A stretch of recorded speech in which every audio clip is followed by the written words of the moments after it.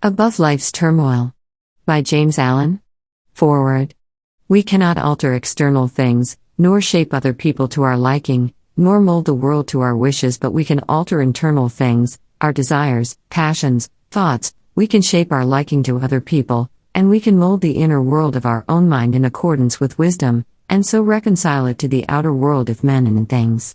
The turmoil of the world we cannot avoid, but the disturbances of mind we can overcome. The duties and difficulties of life claim our attention, but we can rise above all anxiety concerning them. Surrounded by noise, we can yet have a quiet mind. Involved in responsibilities, the heart can be at rest. In the midst of strife, we can know the abiding peace. The 20 pieces which comprise this book, unrelated as some of them are in the letter, will be found to be harmonious in the spirit, in that they point the reader towards those heights of self-knowledge and self-conquest which, rising above the turbulence of the world, lift their peaks where the heavenly silence reigns. James Allen. 1. True happiness. To maintain an unchangeable sweetness of disposition, to think only thoughts that are pure and gentle, and to be happy under all circumstances, such blessed conditions and such beauty of character and life should be the aim of all, and particularly so of those who wish to lessen the misery of the world. If anyone has failed to lift himself above ungentleness, impurity, and unhappiness, he is greatly deluded if he imagines he can make the world happier by the propagation of any theory or theology. He who is daily living in harshness, impurity, or unhappiness is day by day adding to the sum of the world's misery, whereas he who continually lives in goodwill, and does not depart from happiness, is day by day increasing the sum of the world's happiness, and this independently of any religious beliefs which these may or may not hold. He who has not learned how to be gentle or giving, loving and happy, has learned very little, great though his book learning and profound his acquaintance which the letter of Scripture may be, for it is in the process of becoming gentle, pure, and happy that the deep, real and enduring lessons of life are learned.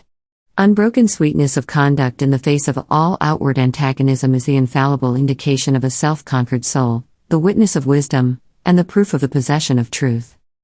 A sweet and happy soul is the ripened fruit of experience and wisdom, and it sheds abroad the invisible yet powerful aroma of its influence, gladdening the hearts of others, and purifying the world. And all who will, and who have not yet commenced, may begin this day, if they will so resolve, to live sweetly and happily, as becomes the dignity of a true manhood or womanhood. Do not say that your surroundings are against you. A man's surroundings are never against him, they are there to aid him, and all those outward occurrences over which you lose sweetness and peace of mind are the very conditions necessary to your development, and it is only by meeting and overcoming them that you can learn, and grow, and ripen. The fault is in yourself. Pure happiness is the rightful and healthy condition of the soul, and all may possess it if they will live purely and unselfish. Have goodwill to all that lives, letting unkindness die, and greed and wrath, so that your lives be made like soft airs passing by. Is this too difficult for you? Then unrest and unhappiness will continue to dwell with you. Your belief and aspiration and resolve are all that are necessary to make it easy, to render it in the near future a thing accomplished, a blessed state realized.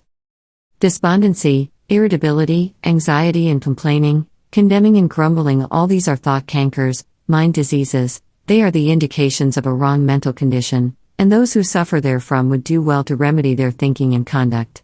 It is true there is much sin and misery in the world, so that all our love and compassion are needed, but our misery is not needed, there is already too much of that. No, it is our cheerfulness and happiness that are needed, for there is too little of that. We can give nothing better to the world than beauty of life and character. Without this, all other things are vain. This is preeminently excellent, it is enduring, real, and not to be overthrown, and it includes all joy and blessedness. Cease to dwell pessimistically upon the wrongs around you, dwell no more in complaints about, and revolt against, the evil in others, and commence to live free from all wrong and evil yourself. Peace of mind, pure religion, and true reform lie this way. If you would have others true, be true. If you would have the world emancipated from misery and sin, emancipate yourself. If you would have your home and your surroundings happy, be happy. You can transform everything around you if you will transform yourself. Don't bewail and bemoan. Don't waste yourself in rejection, nor bark against the bad. But chant the beauties of the good. And this you will naturally and spontaneously do as you realize the good in yourself. 2. The Immortal Man. Immortality is here and now, and is not a speculative something beyond the grave. It is a lucid state of consciousness in which the sensations of the body, the varying and unrestful states of mind, and the circumstances and events of life are seen to be of a fleeting and therefore of an illusory character.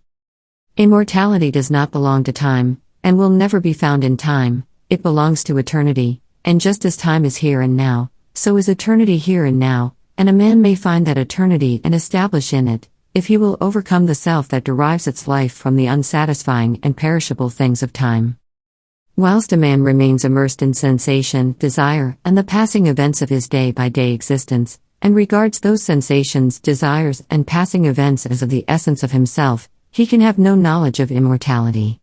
The thing which such a man desires, and which he mistakes for immortality, is persistence, that is, a continuous succession of sensations and events in time. Living in, loving and clinging to, the things which stimulate and minister to his immediate gratification, and realizing no state of consciousness above and independent of this, he thirsts for its continuance, and strives to banish the thought that he will at last have to part from those earthly luxuries and delights to which he has become enslaved, and which he regards as being inseparable from himself. Persistence is the antithesis of immortality, and to be absorbed in it is spiritual death. Its very nature is change and permanence. It is a continual living and dying. The death of the body can never bestow upon a man immortality. Spirits are not different from men, and live their little feverish life of broken consciousness, and are still immersed in change and mortality. The mortal man, he who thirsts for the persistence of his pleasure-loving personality, is still mortal after death, and only lives another life with a beginning and an end without memory of the past, or knowledge of the future. The immortal man is he who has detached himself from the things of time by having ascended into that state of consciousness, which is fixed and unvariable, and is not affected by passing events and sensations. Human life consists of an ever-moving procession of events, and in this procession the mortal man is immersed, and he is carried along with it, and being so carried along, he has no knowledge of what is behind and before him. The immortal man is he who has stepped out of this procession, and he stands by unmoved and watches it, and from his fixed place he sees both the before, the behind and in the middle of the moving thing called life. No longer identifying himself with the sensations and fluctuations of the personality, or with the outward changes which make up the life and time, he has become the passionless spectator of his own destiny and of the destinies of the men and nations. The mortal man, also, is one who is caught in a dream, and he neither knows that he was formerly awake, nor that he will wake again. He is a dreamer without knowledge, nothing more. The immortal man is as one who has awakened out of his dream, and he knows that his dream was not an enduring reality, but a passing illusion. He is a man with knowledge, the knowledge of both states, that of persistence, and that of immortality, and is in full possession of himself. The mortal man lives in the time or world state of consciousness which begins and ends. The immortal man lives in the cosmic or heaven state of consciousness, in which there is neither beginning nor end, but an eternal now. Such a man remains poised and steadfast under all changes, and the death of his body will not in any way interrupt the eternal consciousness in which he abides.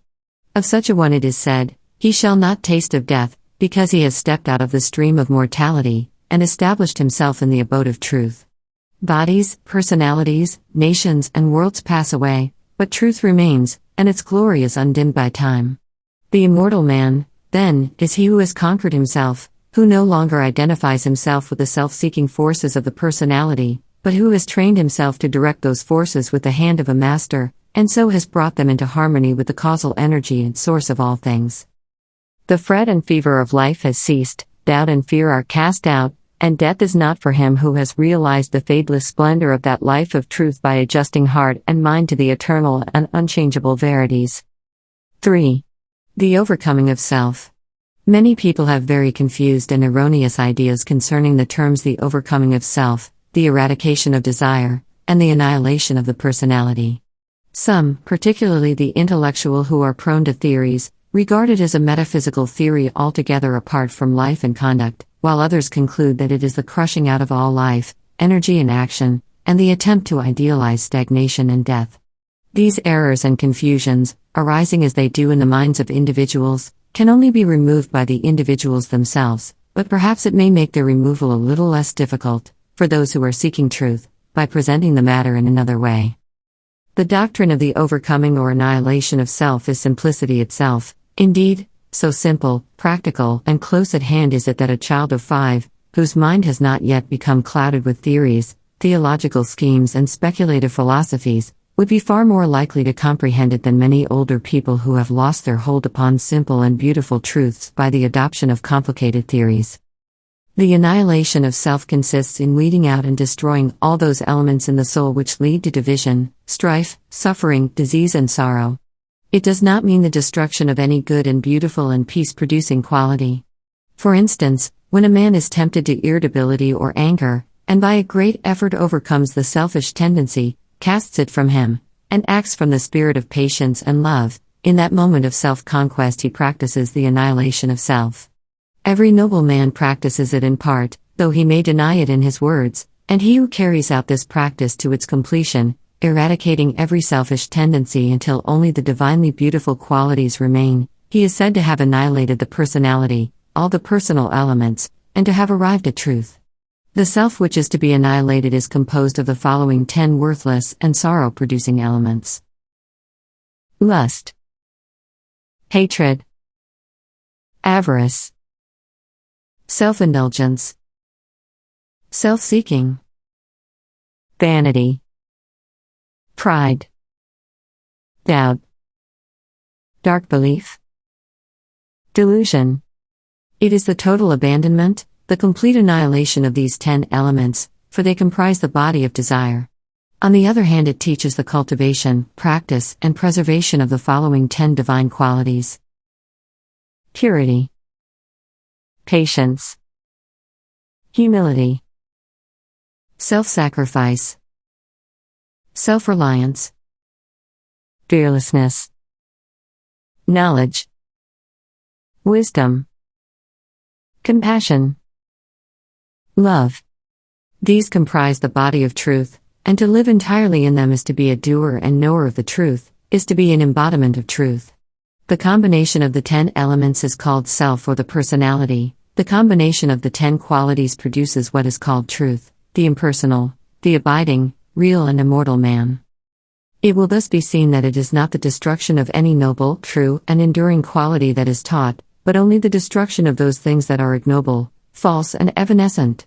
Neither is this overcoming of self the deprivation of gladness, happiness, and joy, but rather is it the constant possession of these things by living in the joy-begetting qualities.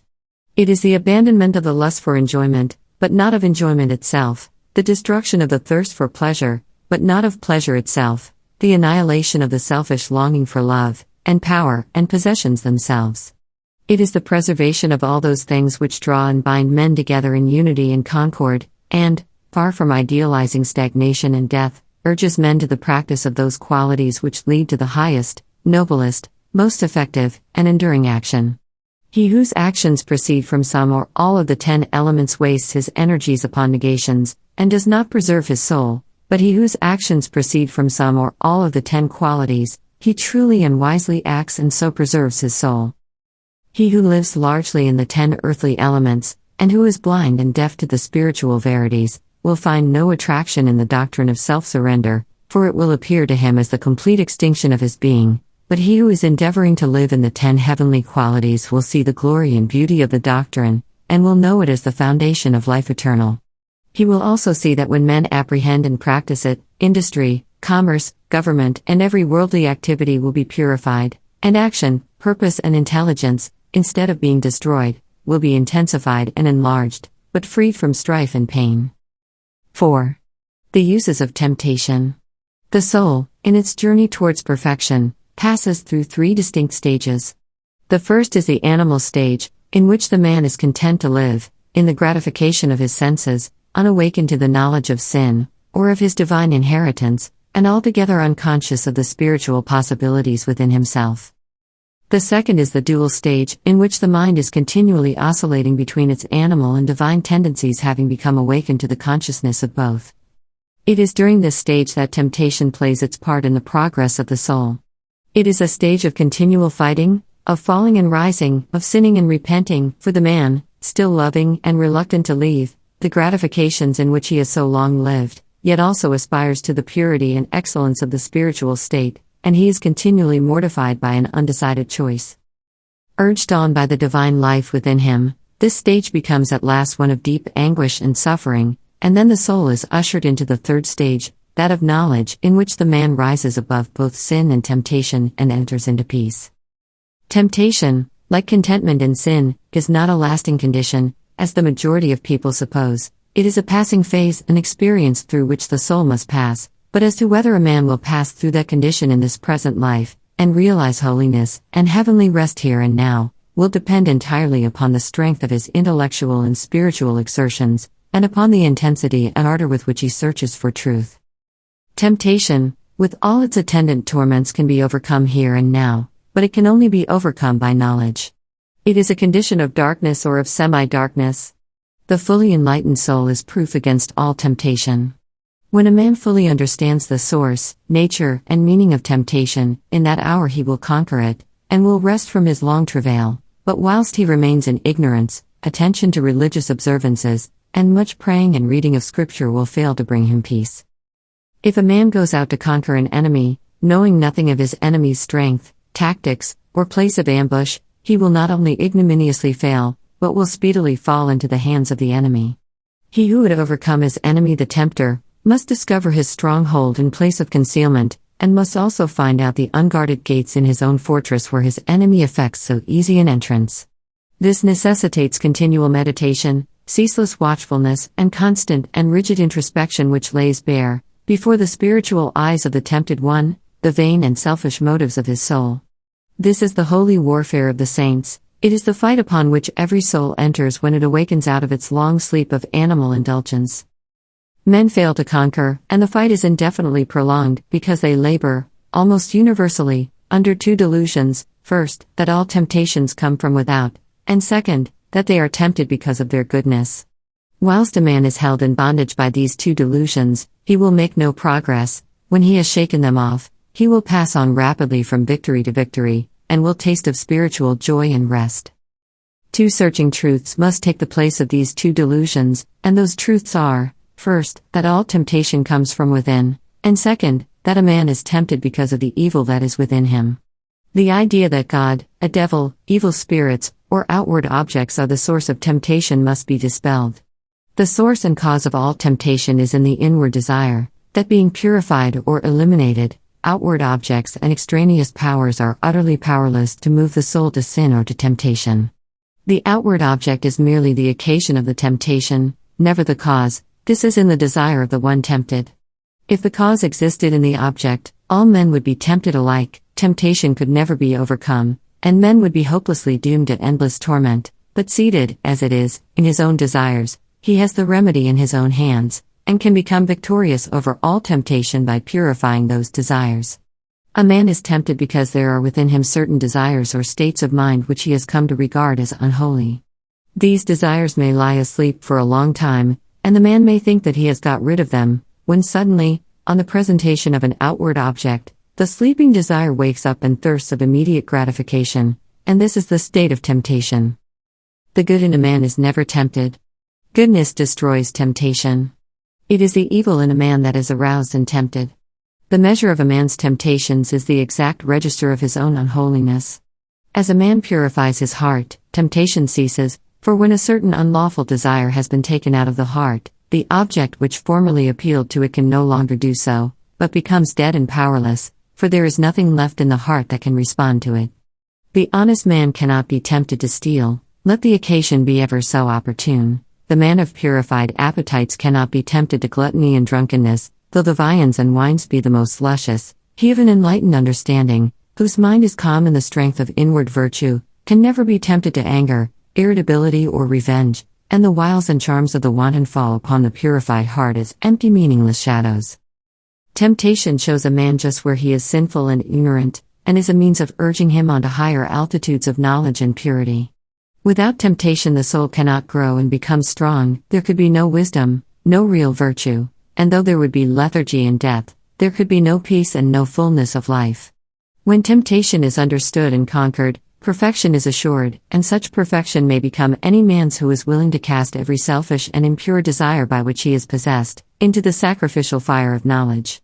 Let men, therefore, search diligently for truth, realizing that whilst they are subject to temptation, they have not comprehended truth, and have much to learn.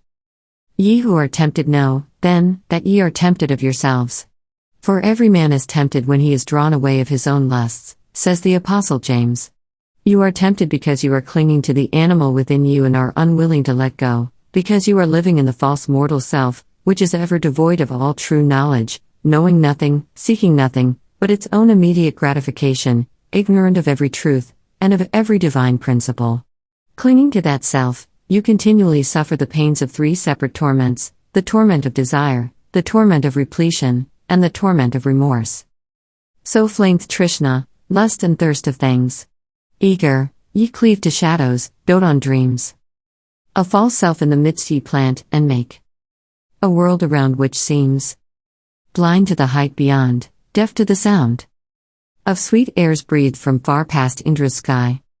Dumb to the summons of the true life kept for him who false puts by. So grow the strifes and lusts which make earth's war. So grieve poor cheated hearts and flow salt tears. So wax the passions, envies, angers, hates. So years chase blood-stained years with wild red feet. In that false self lies the germ of every suffering, the blight of every hope, the substance of every grief. When you are ready to give it up, when you are willing to have laid bare before you all its selfishness, impurity, and ignorance, and it can confess its darkness to the uttermost, then will you enter upon the life of self-knowledge and self-mastery. You will become conscious of the God within you, of that divine nature which, seeking no gratification, abides in a region of perpetual joy and peace where suffering cannot come and where temptation can find no foothold. Establishing yourself, day by day, more and more firmly in that inward divinity, the time will at last come when you will be able to say with him whom millions worship, few understand and fewer still follow, the prince of this world cometh and hath nothing in me. 5. The man of integrity. There are times in the life of every man who takes his stand on high moral principles when his faith in, and knowledge of, those principles is tested to the uttermost, and the way in which he comes out of the fiery trial decides as to whether he has sufficient strength to live as a man of truth, and join the company of the free, or shall still remain a slave and a hireling to the cruel taskmaster, self. Such times of trial generally assume the form of a temptation to do a wrong thing and continue in comfort and prosperity, or to stand by what is right and accept poverty and failure, and so powerful is the trial that, to the tempted one, it plainly appears on the face of things as though, if he chooses the wrong, his material success will be assured for the remainder of his life, but if he does what is right, he will be ruined forever. Frequently the man at once quails and gives way before this appalling prospect which the path of righteousness seems to hold out for him, but should he prove sufficiently strong to withstand this onslaught of temptation, then the inward seducer, the spirit of self, assumes the grab of an angel of light, and whispers, "Think of your wife and children, think of those who are dependent upon you, will you bring them down to disgrace and starvation?" Strong indeed and pure must be the man who can come triumphant out of such a trial, but he who does so enters at once a higher realm of life, where his spiritual eyes are open to see beautiful things, and then poverty and ruin which seemed inevitable do not come, but a more abiding success comes, and a peaceful heart and a quiet conscience. But he who fails does not obtain the promised prosperity, and his heart is restless and his conscience troubled. The right doer cannot ultimately fail, the wrongdoer cannot ultimately succeed, for such is the law which moves to righteousness, which none at last can turn aside or stay. And it is because justice is at the heart of things, because the great law is good, that the man of integrity is superior to fear and failure and poverty and shame and disgrace. As the poet further says of this law, "The heart of its love, the end of it, is peace and consummation sweet obey." The man who, fearing the loss of present pleasures or material comforts, denies the truth within him can be injured and robbed, and degraded, and trampled upon, because he has first injured, robbed and degraded, and trampled upon his own nobler self, but the man of steadfast virtue, of unblemished integrity, cannot be subject to such conditions, because he has denied the craven self within him and has taken refuge in truth. It is not the scourge and the chains which make a man a slave, but the fact that he is a slave. Slander, accusation, and malice cannot affect the righteous man, nor call from him any bitter response, nor does he need to go about to defend himself and prove his innocence. His innocence and integrity alone are a sufficient answer to all that hatred may attempt against him. Nor can he ever be subdued by the forces of darkness, having subdued all those forces within himself, but he turns all evil things to good account. Out of darkness he brings light, out of hatred love, out of dishonor honor, and slanders, envies, and misrepresentations only serve to make more bright the jewel of truth within him, and to glorify his high and holy destiny. Let the man of integrity rejoice and be glad when he is severely tried. Let him be thankful that he has been given an opportunity of proving his loyalty to the noble principles which he has espoused, and let him think, now is the hour of holy opportunity. Now is the day of triumph for truth. Though I lose the whole world, I will not desert the right. So thinking, he will return good for evil, and will think compassionately of the wrongdoer. The slanderer, the backbiter, and the wrongdoer may seem to succeed for a time, but the law of justice prevails. The man of integrity may seem to fail for a time, but he is invincible, and in none of the worlds, visible or invisible, can there be forged a weapon that shall prevail against him. 6. Discrimination. There is one quality which is preeminently necessary to spiritual development, the quality of discrimination. A man's spiritual progress will be painfully slow and uncertain until there opens with him the eye of discrimination, for without this testing, proving, searching quality, he will but grope in the dark, will be unable to distinguish the real from the unreal, the shadow from the substance, and will so confuse the false with the true as to mistake the inward promptings of his animal nature for those of the spirit of truth. A blind man left in a strange place may go grope his way in darkness, but not without much confusion and many painful falls and bruisings. Without discrimination a man is mentally blind, and his life is a painful groping in darkness, a confusion in which vice and virtue are indistinguishable one from the other, where facts are confounded with truths, opinions with principles, and where ideas, events, men, and things appear to be out of all relation to each other. A man's mind and life should be free from confusion. He should be prepared to meet every mental, material and spiritual difficulty, and should not be inextricably caught, as many are, in the meshes of doubt, indecision and uncertainty when troubles and so-called misfortunes come along. He should be fortified against every emergency that can come against him, but such mental preparedness and strength cannot be attained in any degree without discrimination, and discrimination can only be developed by bringing into play and constantly exercising the analytical faculty.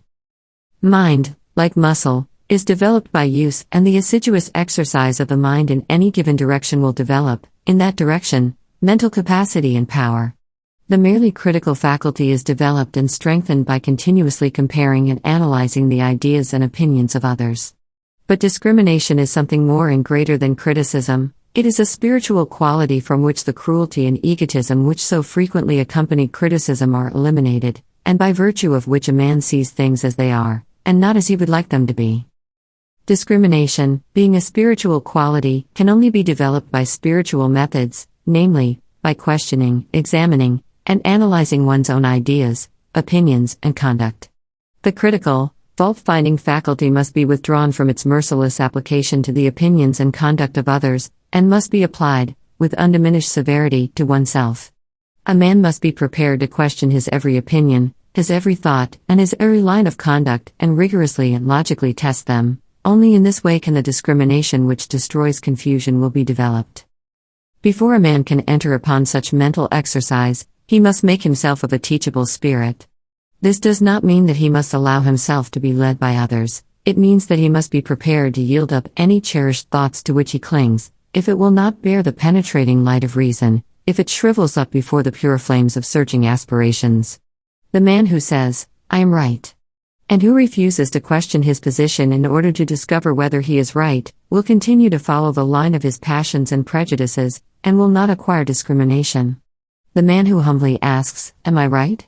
and then proceeds to test and prove his position by earnest thought and the love of truth, will always be able to discover the true and to distinguish it from the false, and he will acquire the priceless possession of discrimination.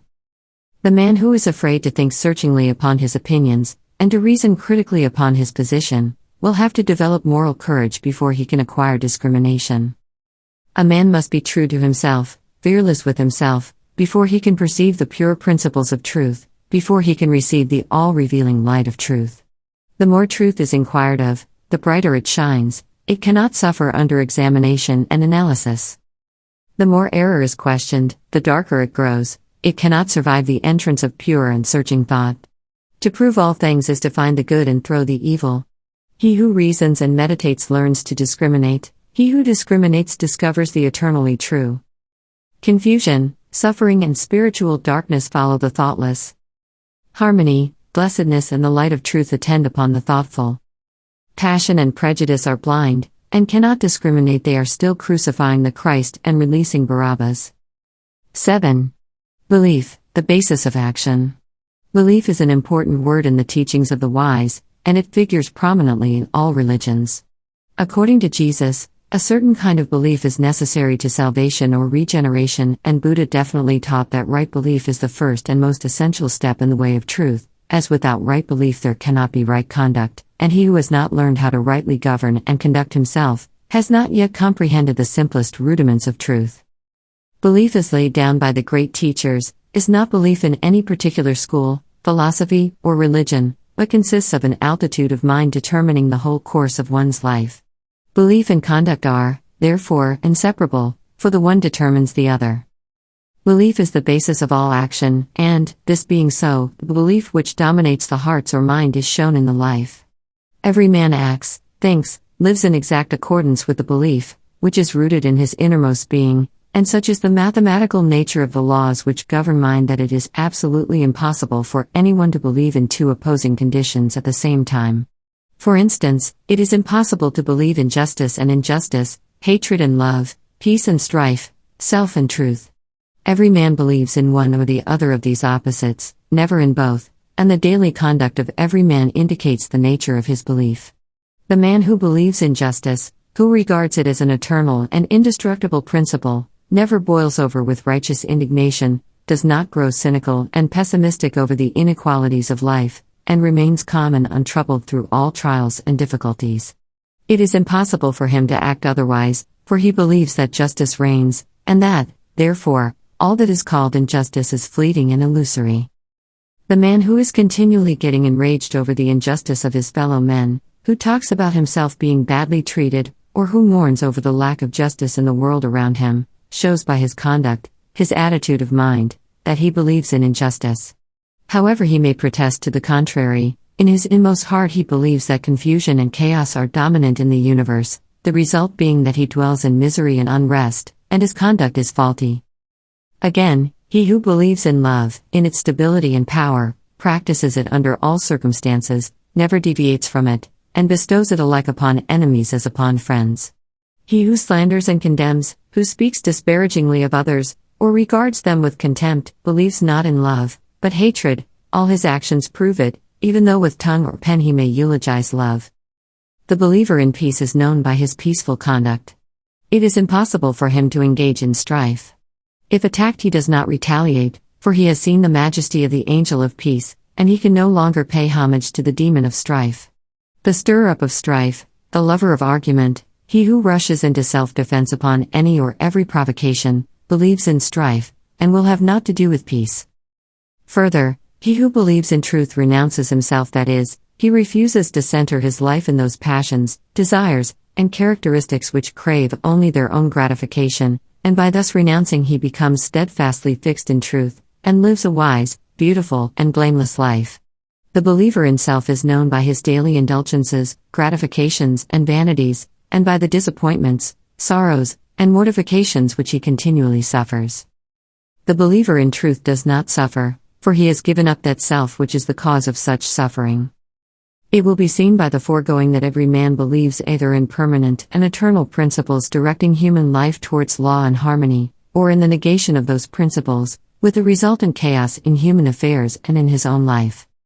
Belief in the divine principles of justice, compassion, love, constitutes the right belief laid down by Buddha as being the basis of right conduct, and also the belief unto salvation as emphasized in the Christian scriptures, for he who so believes cannot do otherwise than build his whole life upon these principles, and so purifies his heart, and perfects his life. Belief in the negation of this divine principle constitutes what is called an all-religious unbelief, and this unbelief is manifested as a sinful, troubled, and imperfect life. Where there is right belief there is a blameless and perfect life, where there is false belief there is sin, there is sorrow, the mind and life are improperly governed, and there is affliction and unrest. By their fruits ye shall know them. There is much talk about belief in Jesus, But what does belief in Jesus mean? It means belief in his words, in the principles he enunciated and lived, in his commandments and in his exemplary life of perfection. He who declares belief in Jesus, and yet is all the time living in his lusts and indulgences, or in the spirit of hatred and condemnation, is self-deceived. He believes not in Jesus. He believes in his own animal self. As a faithful servant delights in carrying out the commands of his master, so he who believes in Jesus carries out his commandments, and so is saved from sin. The supreme test of belief in Jesus is this: do I keep his commandments? And this test is applied by St. John himself in the following words: He that saith, I know him, Jesus, and keepeth not his commandments, is a liar, and the truth is not in him. But whose keepeth his word, in him verily is the word of God perfected. It will be found after a rigid and impartial analysis, that belief lies at the root of all human conduct. Every thought, every act, every habit, is the direct outcome of a certain fixed belief, and one's conduct alters only as one's belief are modified. What we cling to, in that we believe; what we practice, in that we believe.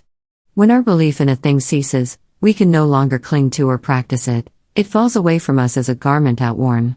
Men cling to their lusts, and lies, and vanities, because they believe in them, believe there is gain and happiness in them. When they transfer their belief to the divine qualities of purity and humility, those sins trouble them no more. Men are saved from error by belief in the supremacy of truth. They are saved from sin by belief in holiness or perfection. They are saved from evil by belief in good, for every belief is manifested in the life.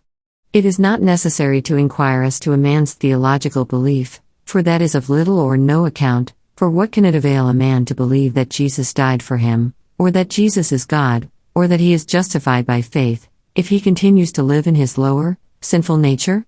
All that is necessary to ask is this: how does a man live? How does he conduct himself under trying circumstances? The answer to these questions will show whether a man believes in the power of evil or in the power of good.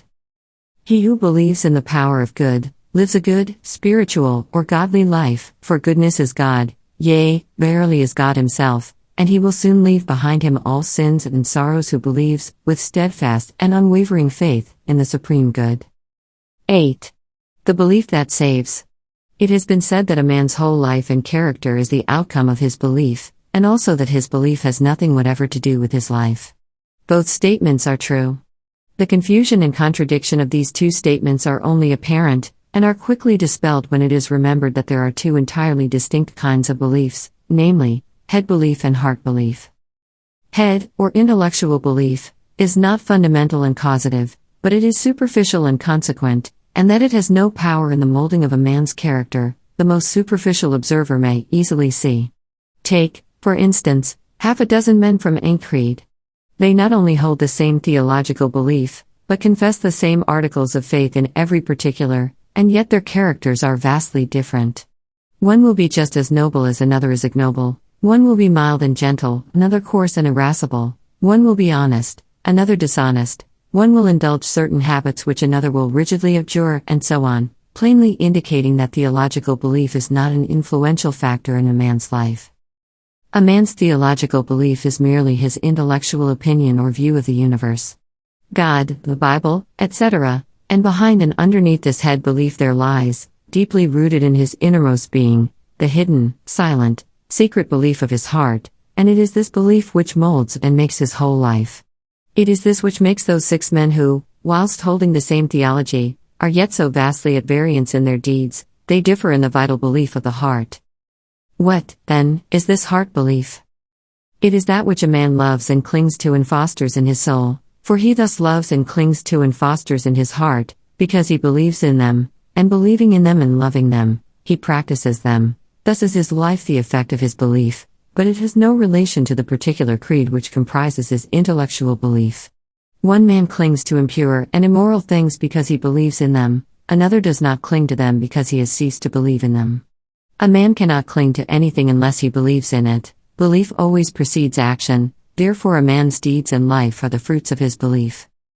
The priest and the Levite who passed by the injured and helpless man, held, no doubt, very strongly to the theological doctrines of their fathers. That was their intellectual belief, but in their hearts they did not believe in mercy, and so lived and acted accordingly. The Good Samaritan may or may not have had any theological beliefs, nor was it necessary that he should have, but in his heart he believed in mercy and acted accordingly. Strictly speaking, there are only two beliefs which vitally affect the life, and they are belief in good and belief in evil. He who believes in all those things that are good will love them and live in them. He who believes in those things that are impure and selfish will love them and cling to them. The tree is known by its fruits. A man's beliefs about God, Jesus, and the Bible are one thing. His life, as bound up in his actions, is another. Therefore a man's theological belief is of no consequence, but the thoughts which he harbors, his attitude of mind towards others, and his actions, these, and these only, determine and demonstrate whether the belief of a man's heart is fixed in the false or true. 9. Thought and action. As the fruit to the tree and the water to the spring, so is action to thought. It does not come into manifestation suddenly and without a cause. It is the result of a long and silent growth, the end of a hidden process which has long been gathering force. The fruit of the tree and the water gushing from the rock are both the effect of a combination of natural processes in air and earth which have long worked together in secret to produce the phenomenon, and the beautiful acts of enlightenment and the dark deeds of sin are both the ripened effects of trains of thought which have long been harbored in the mind. The sudden falling, when greatly tempted, into some grievous sin by one who was believed, and who probably believed himself, to stand firm, is seen neither to be a sudden nor a causeless thing when the hidden process of thought which led up to it are revealed. The falling was merely the end, the outworking, the finished result of what commenced in the mind probably years before.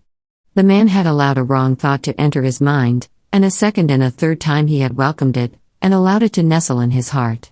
Gradually he became accustomed to it, and cherished, and fondled, and tended it, and so it grew, until at last it attained such strength and force that it attracted to itself the opportunity which enabled it to burst forth and ripen into act.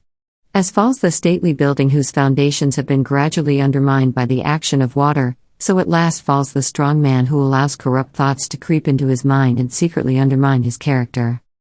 When it is seen that all sin and temptation are the natural outcome of the thoughts of the individual, the way to overcome sin and temptation becomes plain, and its achievement a near possibility, and, sooner or later, a certain reality. For if a man will admit, cherish, and brood upon thoughts that are pure and good, those thoughts, just as surely as the impure, will grow and gather force, and will at last attract to themselves the opportunities which will enable them to ripen into act. There is nothing hidden that shall not be revealed, and every thought that is harbored in the mind must, by virtue of the impelling force, which is inherent in the universe, at last blossom into act good or bad according to its nature. The divine teacher and the sensualist are both the product of their own thoughts, and have become what they are as the result of the seeds of thought which they have implanted, are allowed to fall into the garden of the heart, and have afterwards watered, tended, and cultivated. Let no man think he can overcome sin and temptation by wrestling with opportunity. He can only overcome them by purifying his thoughts, and if he will, day by day, in the silence of his soul, and in the performance of his duties, strenuously overcome all erroneous inclination, and put in its place thoughts that are true and that will endure the light, opportunity to do evil will give place to opportunity for accomplishing good, for a man can only attract that to him which is in harmony with his nature, and no temptation can gravitate to a man unless there is that in his heart which is capable of responding to it.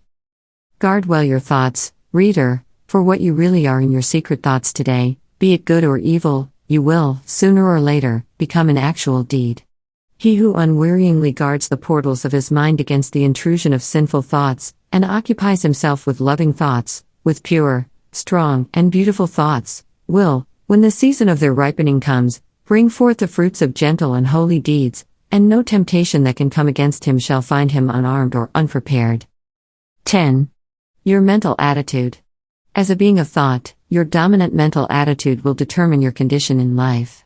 It will also be the gauge of your knowledge and the measures of your attainment. The so-called limitations of your nature are the boundary lines of your thoughts. They are self-erected fences, and can be drawn to a narrower circle, extended to a wider, or be allowed to remain. You are the thinker of your thoughts, and as such you are the maker of yourself and condition. Thought is causal and creative, and appears in your character and life in the form of results. There are no accidents in your life. Both its harmonies and antagonisms are the responsive echoes of your thoughts. A man thinks, and his life appears. If your dominant mental attitude is peaceable and lovable, bliss and blessedness will follow you. If it be resistant and hateful, trouble and distress will cloud your pathway. Out of ill will come grief and disaster, out of goodwill, healing and reparation. You imagine your circumstances as being separate from yourself, but they are intimately related to your thought world. Nothing appears without an adequate cause. Everything that happens is just. Nothing is fated, everything is formed. As you think, you travel. As you love, you attract. You are today where your thoughts have brought you. You will be tomorrow where your thoughts take you. You cannot escape the result of your thoughts, but you can endure and learn, can accept and be glad. You will always come to the place where your love, your most abiding and intense thought, can receive its measure of gratification. If your love be base, you will come to a base place. If it be beautiful, you will come to a beautiful place. You can alter your thoughts, and so alter your condition. Strive to perceive the vastness and grandeur of your responsibility. You are powerful, not powerless. You are as powerful to obey as you are to disobey, as strong to be pure as to be impure, as ready for wisdom as for ignorance. You can learn what you will, can remain as ignorant as you choose. If you love knowledge, you will obtain it. If you love wisdom, you will secure it. If you love purity, you will realize it. All things await your acceptance, and you choose by the thoughts which you entertain.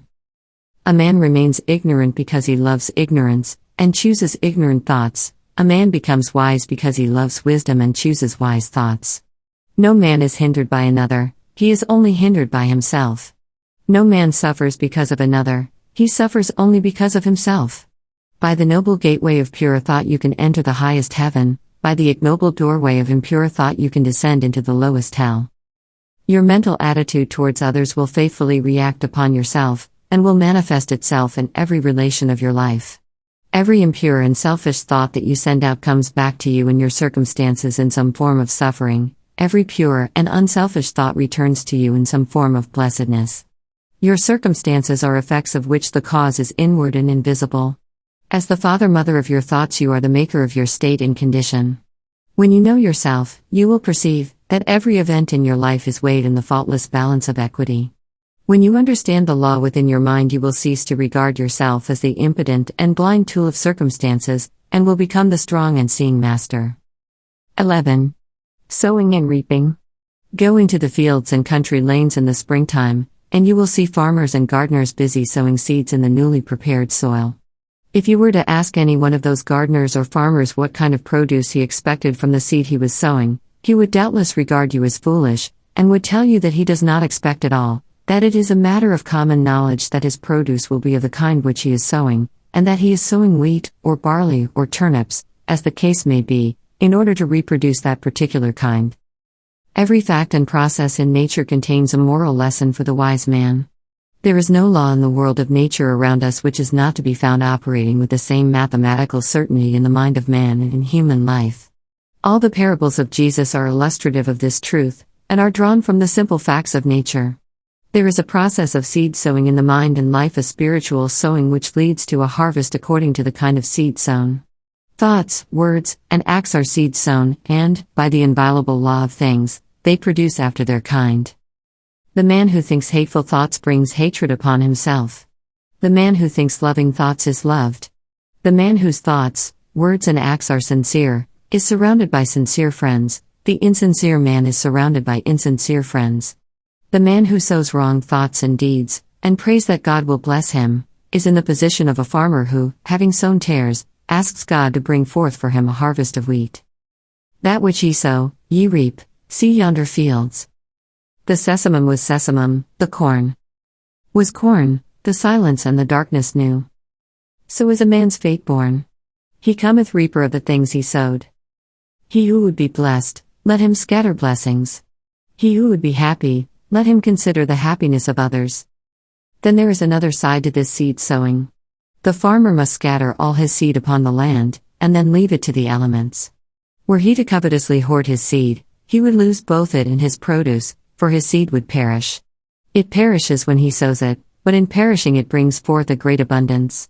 So in life, we get by giving, we grow rich by scattering. The man who says he is in possession of knowledge which he cannot give out because the world is incapable of receiving it, either does not possess such knowledge or, if he does, will soon be deprived of it, if he is not already so deprived. To hoard is to lose, to exclusively retain is to be dispossessed. Even the man who would increase his material wealth must be willing to part with, invest, what little capital he has, and then wait for the increase. So long as he retains his hold on his precious money, he will not only remain poor, but will be growing poorer every day. He will, after all, lose the thing he loves, and will lose it without increase. But if he wisely lets it go, if, like the farmer, he scatters his seeds of gold, then he can faithfully wait for, and reasonably expect, the increase. Men are asking God to give them peace and purity, and righteousness and blessedness, but are not obtaining these things, and why not? Because they are not practicing them, not sowing them. I once heard a preacher pray very earnestly for forgiveness, and shortly afterwards, in the course of his sermon, he called upon his congregation to show no mercy to the enemies of the church. Such self-delusion is pitiful, and men have yet to learn that the way to obtain peace and blessedness is to scatter peaceful and blessed thoughts, words, and deeds. Men believe that they can sow the seeds of strife, impurity, and unbrotherliness, and then gather in a rich harvest of peace, purity and concord by merely asking for it. What more pathetic sight than to see an irritable and quarrelsome man praying for peace? Men reap that which they sow, and any man can reap all blessedness now and at once, if he will put aside selfishness, and so broadcast the seeds of kindness, gentleness, and love. If a man is troubled, perplexed, sorrowful, or unhappy, let him ask, what mental seeds have I been sowing? What seeds am I sowing? What have I done for others? What is my attitude towards others? What seeds of trouble and sorrow and unhappiness have I sown that I should thus reap these bitter weeds? Let him seek within and find, and having found, let him abandon all the seeds of self and sow, henceforth, only the seeds of truth. Let him learn of the farmer the simple truths of wisdom. 12. The reign of law. The little party gods have had their day. The arbitrary gods, creatures of human caprice and ignorance, are falling into disrepute. Men have quarreled over and defended them until they have grown weary of the strife, and now, everywhere, they are relinquishing and breaking up these helpless idols of their long worship. The god of revenge, hatred and jealousy, who gloats over the downfall of his enemies, the partial god who gratifies all our narrow and selfish desires, the god who saves only the creatures of his particular special creed, the god of exclusiveness and favoritism, such were the gods, miscalled by us God, of our soul's infancy, gods base and foolish as ourselves, the fabrications of our selfish self. And we relinquished our petty gods with bitter tears and misgivings, and broke our idols with bleeding hands. But in so doing we did not lose sight of God, nay we drew nearer to the great, silent heart of love. Destroying the idols of self, we began to comprehend somewhat of the power which cannot be destroyed, and entered into a wider knowledge of the God of love, of peace, of joy, the God in whom revenge and partiality cannot exist, the God of light, from whose presence the darkness of fear and doubt and selfishness cannot choose but flee. We have reached one of those epochs in the world's progress which witnesses the passing of the false gods, the gods of human selfishness and human illusion.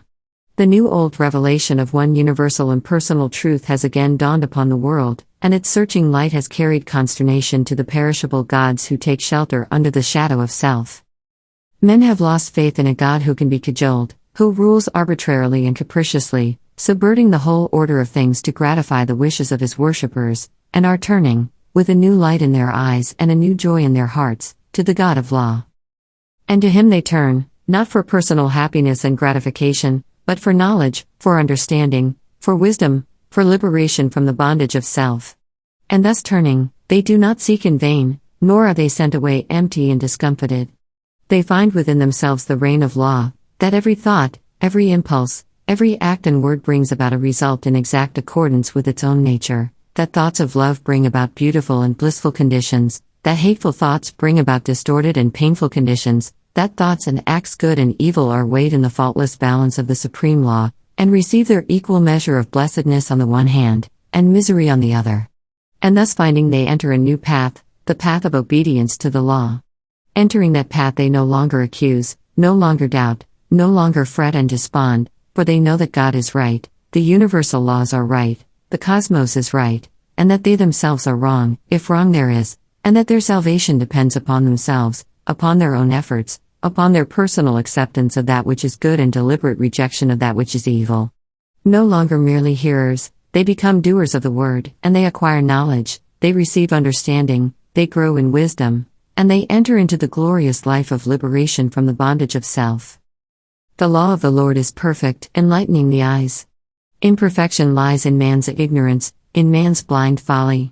Perfection, which is knowledge of the perfect law, is ready for all who earnestly seek it. It belongs to the order of things. It is yours and mine now if we will only put self-seeking on one side, and adopt the life of self-obliteration. The knowledge of truth, with its unspeakable joy, its calmness and quiet strength, is not for those who persist in clinging to their rights, defending their interests, and fighting for their opinions, whose works are imbued with a personal I, and who build upon the shifting sands of selfishness and egotism. It is for those who renounce these causes of strife, these sources of pain and sorrow, and they are, indeed, children of truth, disciples of the Master, worshippers of the Most High. The children of truth are in the world today. They are thinking, acting, writing, speaking, yea, even prophets are amongst us, and their influence is pervading the whole earth. An undercurrent of holy joy is gathering force in the world, so that men and women are moved with new aspirations and hopes, and even those who neither see nor hear, feel within themselves strange yearnings after a better and fuller life. The law reigns, and it reigns in men's hearts and lives, and they have come to understand the reign of law who have sought out the tabernacle of the true God by the fair pathway of unselfishness. God does not alter for man, for this would mean that the perfect must become imperfect. Man must alter for God, and this implies that the imperfect must become perfect. The law cannot be broken for man, otherwise confusion would ensue. Man must obey the law. This is in accordance with harmony, order, justice. There is no more painful bondage than to be at the mercy of one's inclinations, no greater liberty than utmost obedience to the law of being. And the law is that the heart shall be purified, the mind regenerated, and the whole being brought in subjection to love till self is dead and love is all in all, for the reign of law is the reign of love. And love waits for all, rejecting none. Love may be claimed and entered into now, for it is the heritage of all. Ah, beautiful truth! To know that now man may accept his divine heritage, and enter the kingdom of heaven. Oh, pitiful error! To know that man rejects it because of love of self. Obedience to the law means the destruction of sin and self, and the realization of unclouded joy and undying peace. Clinging to one's selfish inclinations means the drawing about one's soul clouds of pain and sorrow which darken the light of truth, the shutting out of oneself from all real blessedness, for whatsoever a man sows that shall he also reap. Verily the law reigneth, and reigneth for ever, and justice and love are its eternal ministers. 13. The Supreme Justice. The material universe is maintained and preserved by the equilibrium of its forces. The moral universe is sustained and protected by the perfect balance of its equivalents. As in the physical world nature abhors a vacuum, so in the spiritual world disharmony is annulled. Underlying the disturbances and destructions of nature, and behind the mutability of its forms, there abides the eternal and perfect mathematical symmetry, and at the heart of life, behind all its pain, uncertainty, and unrest, there abide the eternal harmony, the unbroken peace and inviolable justice. Is there, then, no injustice in the universe? There is injustice, and there is not. It depends upon the kind of life and the state of consciousness from which a man looks out upon the world and judges. The man who lives in his passions sees injustice everywhere. The man who has overcome his passions sees the operations of justice in every department of human life. Injustice is the confused, feverish dream of passion, real enough to those who are dreaming it. Justice is the permanent reality in life, gloriously visible to those who have wakened out of the painful nightmare of self. The divine order cannot be perceived until passion and self are transcended. The faultless justice cannot be apprehended until all sense of injury and wrong is consumed in the pure flames of all-embracing love. The man who thinks, I have been slighted, I have been injured, I have been insulted, I have been treated unjustly, cannot know what justice is. Blinded by self, he cannot perceive the pure principles of truth, and brooding upon his wrongs, he lives in continual misery. In the region of passion there is a ceaseless conflict of forces causing suffering to all who are involved in them. There is action and reaction, deed and consequence, cause and effect, and within and above all is the divine justice regulating the play of forces with the utmost mathematical accuracy, balancing cause and effect with the finest precision. But this justice is not perceived, cannot be perceived, by those who are engaged in the conflict. Before this can be done, the fierce warfare of passion must be left behind. The world of passion is the abode of schisms, quarrelings, wars, lawsuits, accusations, condemnations, impurities, weaknesses, follies, hatreds, revenges, and resentments. How can a man perceive justice or understand truth who is even partly involved in the fierce play of its blinding elements? As well expect a man caught in the flames of a burning building to sit down and reason out the cause of the fire. In this realm of passion, men see injustice in the actions of others because, seeing only immediate appearances, they regard every act as standing by itself, undetached from cause and consequence. Having no knowledge of cause and effect in the moral sphere, men do not see the exacting and balancing process which is momentarily proceeding, nor do they ever regard their own actions as unjust, but only the actions of others. A boy beats a defenseless animal, then a man beats the defenseless boy for his cruelty, then a stronger man attacks the man for his cruelty to the boy. Each believes the other to be unjust and cruel, and himself to be just and humane, and doubtless most of all would the boy justify his conduct toward the animal as altogether necessary. Thus does ignorance keep alive hatred and strife, thus do men blindly inflict suffering upon themselves, living in passion and resentment, and not finding the true way in life. Hatred is met with hatred, passion with passion, strife with strife. The man who kills is himself killed, the thief who lives by depriving others is himself deprived, the beast that preys on others is hunted and killed, the accuser is accused, the condemner is condemned, the denouncer is persecuted. By this the slayer's knife doth stab himself. The unjust judge has lost his own defender. The false tongue dooms its lie, the creeping thief and spoiler rob to render. Such is the law. Passion also has its active and passive sides. Fool and fraud, oppressor and slave, aggressor and retaliator, the charlatan and the superstitious, complement each other, and come together by the operation of the law of justice. Men unconsciously cooperate in the mutual production of affliction, the blind lead the blind, and both fall together into the ditch. Pain, grief, sorrow, and misery are the fruits of which passion is the flower. Where the passion-bound soul sees only injustice, the good man, he who has conquered passion, sees cause and effect, sees the supreme justice. It is impossible for such a man to regard himself as treated unjustly, because he has ceased to see injustice. He knows that no one can injure or cheat him, having ceased to injure or cheat himself. However passionately or ignorantly men may act towards him, it cannot possibly cause him any pain, for he knows that whatever comes to him, it may be abuse and persecution, can only come as the effect of what he himself has formerly sent out. He therefore regards all things as good, rejoices in all things, loves his enemies and blesses them that curse him, regarding them as the blind but beneficent instruments by which he is enabled to pay his moral debts to the great law. The good man, having put away all resentment, retaliation, self-seeking, and egotism, has arrived at a state of equilibrium, and has thereby become identified with the eternal and universal equilibrium.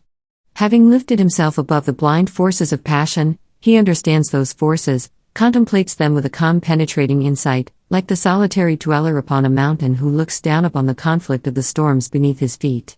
For him, injustice has ceased, and he sees ignorance and suffering on the one hand and enlightenment and bliss on the other. He sees that not only do the fool and the slave need his sympathy, but that the fraud and the oppressor are equally in need of it, and so his compassion is extended towards all. The supreme justice and the supreme love are one.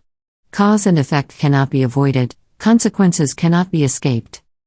While a man is given to hatred, resentment, anger and condemnation, he is subject to injustice as the dreamer to his dream, and cannot do otherwise than see injustice, but he who has overcome those fiery and binding elements, knows that unerring justice presides over all, that in reality there is no such thing as injustice in the whole of the universe. 14.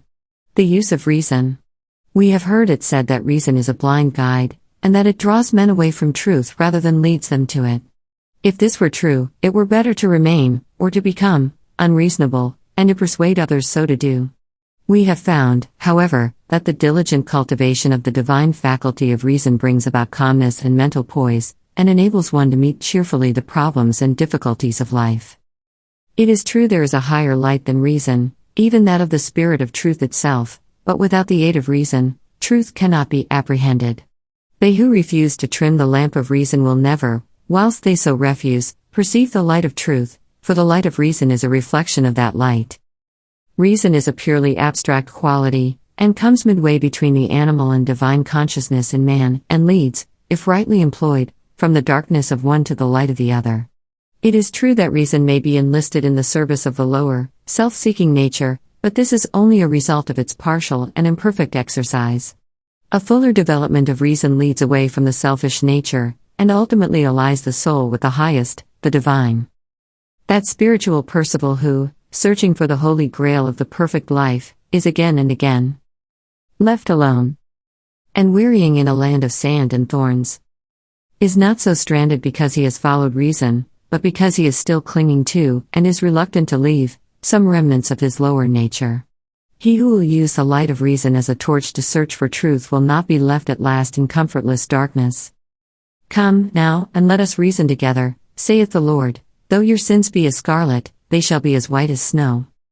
Many men and women pass through untold sufferings, and at last die in their sins, because they refuse to reason, because they cling to those dark delusions which even a faint glimmer of the light of reason would dispel, and all must use their reason freely, fully, and faithfully, who would exchange the scarlet robe of sin and suffering for the white garment of blamelessness and peace.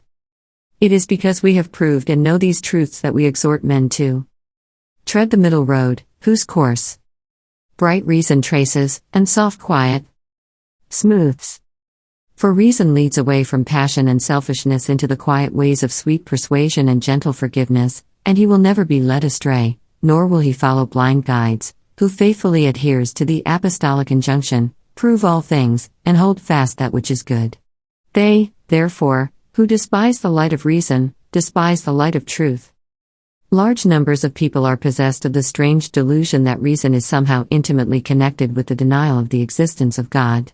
This is probably due to the fact that those who try to prove that there is no God usually profess to take their stand upon reason, while those who try to prove the reverse generally profess to take their stand on faith. Such argumentative combatants, however, are frequently governed more by prejudice than either reason or faith, their object being not to find truth, but to defend and confirm a preconceived opinion. Reason is concerned, not with ephemeral opinions, but with the established truth of things, and he who is possessed of the faculty of reason in its purity and excellence can never be enslaved by prejudice, and will put from him all preconceived opinions as worthless. He will neither attempt to prove nor disprove, but after balancing extremes and bringing together all apparent contradictions, he will carefully and dispassionately weigh and consider them, and so arrive at truth.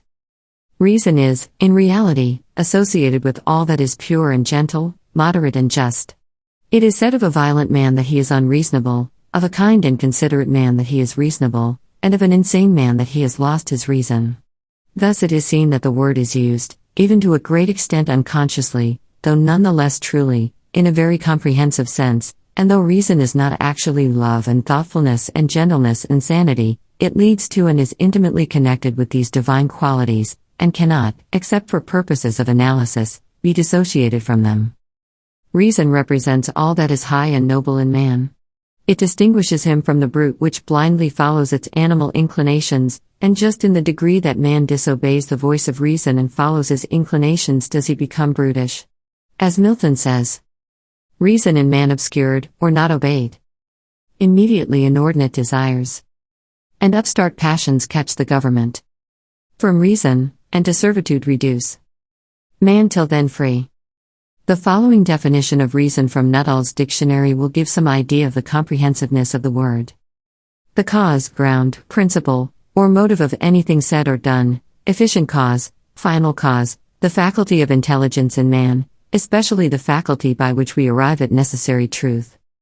It will thus be seen that reason is a term, the breadth of which is almost sufficient to embrace even truth itself, and Archbishop Trench tells us in his celebrated work on the study of words that the terms reason and word are indeed so essentially one and the same that the Greek language has one word for them both, so that the word of God is the reason of God, and one of the renderings of Lao Tse's Tao is reason, so that in the Chinese translation of our New Testament, St. John's Gospel runs, "In the beginning was the Tao." To the undeveloped and uncharitable mind all words have narrow applications, but as a man enlarges his sympathies and broadens his intelligence, words become filled with rich meanings and assume comprehensive proportions. Let us therefore cease from foolish quarreling about words, and, like reasonable beings, search for principles and practice those things which make for unity and peace. 15. Self-discipline. A man does not live until he begins to discipline himself, he merely exists. Like an animal, he gratifies his desires and pursues his inclinations just where they may lead him. He is happy as a beast is happy, because he is not conscious of what he is depriving himself. He suffers as the beast suffers, because he does not know the way out of suffering. He does not intelligently reflect upon life, and lives in a series of sensations, longings, and confused memories which are unrelated to any central idea or principle. A man whose inner life is so ungoverned and chaotic must necessarily manifest this confusion in the visible conditions of his outer life in the world, and though for a time, running with the stream of his desires, he may draw to himself a more or less large share of the outer necessities and comforts of life, he never achieves any real success nor accomplishes any real good, and sooner or later worldly failure and disaster are inevitable, as the direct result of the inward failure to properly adjust and regulate those mental forces which make the outer life. Before a man accomplish anything of an enduring nature in the world, he must first of all acquire some measure of success in the management of his own mind. This is as mathematical a truism as that 2 and 2 are 4, out of the heart are the issues of life. If a man cannot govern the forces within himself, he cannot hold a firm hand upon the outer activities which form his visible life. On the other hand, as a man succeeds in governing himself, he rises to higher and higher levels of power and usefulness and success in the world. The only difference between the life of the beast and that of the undisciplined man is that the man has a wider variety of desires, and experiences a greater intensity of suffering. It may be said of such a man that he is dead, being truly dead to self-control, chastity, fortitude, and all the nobler qualities which constitute life. In the consciousness of such a man the crucified Christ lies entombed, awaiting that resurrection which shall revivify the mortal sufferer, and wake him up to a knowledge of the realities of his existence. With the practice of self-discipline a man begins to live, for he then commences to rise above the inward confusion, and to adjust his conduct to a steadfast center within himself. He ceases to follow where inclination leads him, reigns in the steed of his desires, and lives in accordance with the dictates of reason and wisdom. Hitherto his life has been without purpose or meaning, but now he begins to consciously mold his own destiny. He is clothed and in his right mind. In the process of self-discipline there are 3 stages, namely: 1. Control. 2. Purification. 3. Relinquishment. A man begins to discipline himself by controlling those passions which have hitherto controlled him. He resists temptation and guards himself against all those tendencies to selfish gratifications which are so easy and natural, and which have formerly dominated him. He brings his appetite into subjection, and begins to eat as a reasonable and responsible being, practicing moderation and thoughtfulness in the selection of his food, with the object of making his body a pure instrument through which he may live and act as becomes a man, and no longer degrading that body by pandering to gustatory pleasure. He puts a check upon his tongue, his temper, and, in fact, his every animal desire and tendency, and this he does by referring all his acts to a fixed center within himself. It is a process of living from within outward, instead of, as formerly, from without inward. He conceives of an ideal, and, enshrining that ideal in the sacred recesses of his heart, he regulates his conduct in accordance with its exaction and demands. There is a philosophical hypothesis that at the heart of every atom and every aggregation of atoms in the universe there is a motionless center which is the sustaining source of all the universal activities. Be this as it may, there is certainly in the heart of every man and woman a selfless center without which the outer man could not be, and the ignoring of which leads to suffering and confusion. This selfless center, which takes the form, in the mind, of an ideal of unselfishness and spotless purity, the attainment of which is desirable, is man's eternal refuge from the storms of passion and all the conflicting elements of his lower nature. It is the rock of ages, the Christ within, the divine and immortal in all men. As a man practices self-control he approximates more and more to this inward reality, and is less and less swayed by passion and grief, pleasure and pain, and lives a steadfast and virtuous life, manifesting manly strength and fortitude. The restraining of the passions, however, is merely the initial stage in self-discipline, and is immediately followed by the process of purification. By this a man so purifies himself as to take passion out of the heart and mind altogether, not merely restraining it when it rises within him, but preventing it from rising altogether. By merely restraining his passions a man can never arrive at peace, can never actualize his ideal. He must purify those passions.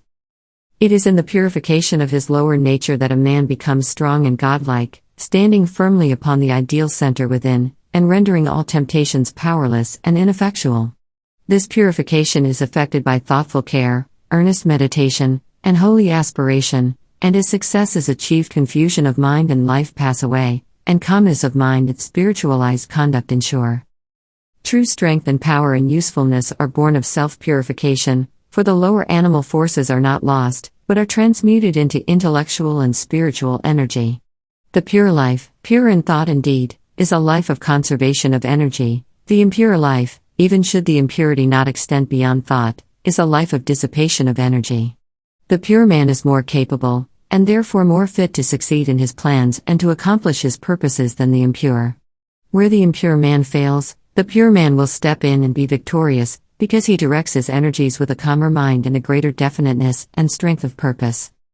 With the growth in purity, all the elements which constitute a strong and virtuous manhood are developed in an increasing degree of power, and as a man brings his lower nature into subjection, and makes his passions do his bidding, just so much will he mold the outer circumstances of his life, and influence others for good. The third stage of self-discipline, that of relinquishment, is a process of letting the lower desires and all impure and unworthy thoughts drop out of the mind, and also refusing to give them any admittance, leaving them to perish. As a man grows purer, he perceives that all evil is powerless, unless it receives his encouragement, and so he ignores it, and lets it pass out of his life.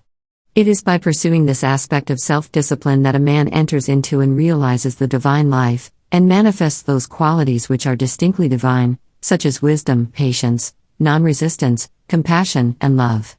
It is here, also, where a man becomes consciously immortal, rising above all the fluctuations and uncertainties of life, and living in an intelligent and unchangeable peace. By self-discipline a man attains to every degree of virtue and holiness, and finally becomes a purified Son of God, realizing his oneness with the central heart of all things. Without self-discipline a man drifts lower and lower, approximating more and more nearly to the beast, until at last he grovels, a lost creature, in the mire of his own befoulment. By self-discipline a man rises higher and higher, approximating more and more nearly to the divine, until at last he stands erect in his divine dignity, a saved soul, glorified by the radiance of his purity. Let a man discipline himself, and he will live. Let a man cease to discipline himself, and he will perish. As a tree grows in beauty, health, and fruitfulness by being carefully pruned and tended, so a man grows in grace and beauty of life by cutting away all the branches of evil from his mind, and as he tends and develops the good by constant and unfailing effort. As a man by practice acquires proficiency in his craft, so the earnest man acquires proficiency in goodness and wisdom. Men shrink from self-discipline because in its early stages it is painful and repellent, and the yielding to desire is, at first, sweet and inviting, but the end of desire is darkness and unrest, whereas the fruits of discipline are immortality and peace. 16. Resolution. Resolution is the directing and impelling force in individual progress. Without it no substantial work can be accomplished. Not until a man brings resolution to bear upon his life does he consciously and rapidly develop, for a life without resolution is a life without aims, and a life without aims is a drifting and unstable thing. Resolution may of course be linked to downward tendencies, but it is more usually the companion of noble aims and lofty ideals, and I am dealing with it in this its highest use and application. When a man makes a resolution, it means that he is dissatisfied with his condition, and is commencing to take himself in hand with a view to producing a better piece of workmanship out of the mental materials of which his character and life are composed, and in so far as he is true to his resolution he will succeed in accomplishing his purpose. The vows of the saintly ones are holy resolutions directed toward some victory over self, and the beautiful achievements of holy men and the glorious conquests of the divine teachers were rendered possible and actual by the pursuit of unswerving resolution. To arrive at the fixed determination to walk a higher path than heretofore, although it reveals the great difficulties which have to be surmounted, it yet makes possible the treading of that path, and illuminates its dark places with the golden halo of success. The true resolution is the crisis of long thought, protracted struggle, or fervent but unsatisfied aspiration. It is no light thing, no whimsical impulse or vague desire, but a solemn and irrevocable determination not to rest nor cease from effort until the high purpose which is held in view is fully accomplished. Half-hearted and premature resolution is no resolution at all, and is shattered at the first difficulty. A man should be slow to form a resolution. He should searchingly examine his position and take into consideration every circumstance and difficulty connected with his decision, and should be fully prepared to meet them. He should be sure that he completely understands the nature of his resolution, that his mind is finally made up, and that he is without fear and doubt in the matter. With the mind thus prepared, the resolution that is formed will not be departed from, and by the aid of it a man will, in due time, accomplish his strong purpose.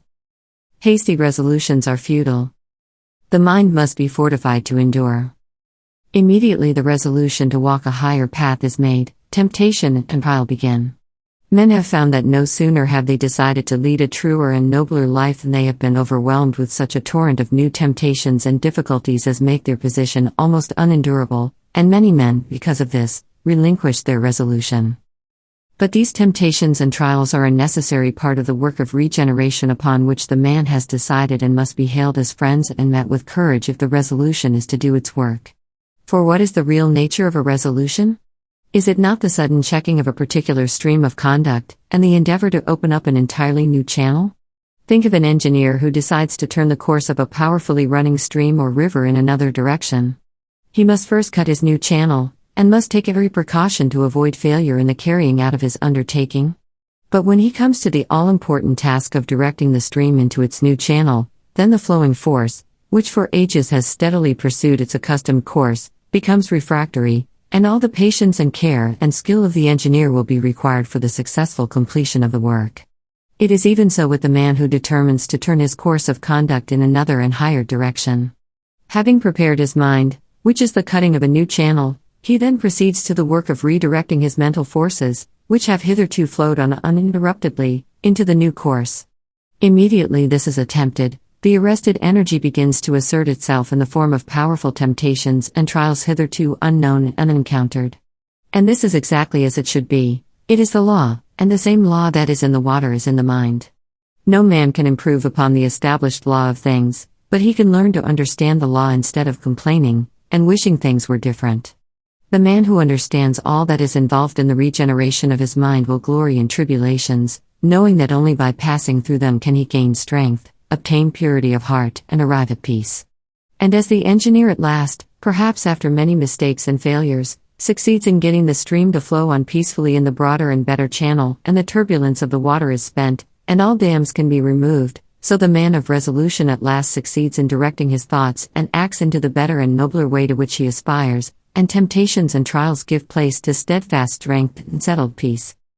He whose life is not in harmony with his conscience and who is anxious to remedy his mind and conduct in a particular direction, let him first mature his purpose by earnest thought and self-examination, and having arrived at a final conclusion, let him frame his resolution, and having done so let him not swerve from it, let him remain true to his decision under all circumstances, and he cannot fail to achieve his good purpose, for the great law ever shields and protects him who, no matter how deep his sins, or how great and many his failures and mistakes, has, deep in his heart, resolved upon the finding of a better way, and every obstacle must at last give way before a matured and unshaken resolution.